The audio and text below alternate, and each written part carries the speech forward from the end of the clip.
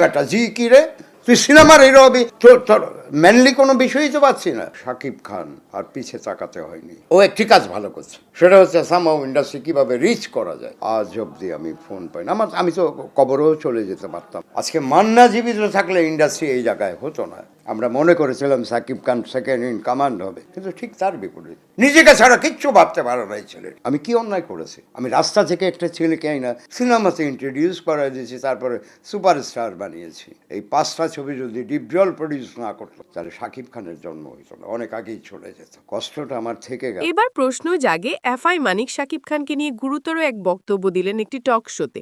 সে জানালেন, আমি যদি তাকে রাস্তা থেকে তুলে নিয়ে না আসতাম তাহলে আজ শাকিব খান সে হতে পারত না, সুপারস্টার হতে পারত না। কিন্তু বড় আফসোস থেকে যায় যে সে আমাকে একটিবার একটা ফোন কলও করে না। এবং সে মান্নার সাথেও তুলনা করে যে মান্না হলে এই কাজটি কখনো করতে পারত না এবং ফিল্ম ইন্ডাস্ট্রির আজ এই অবস্থা হতো না।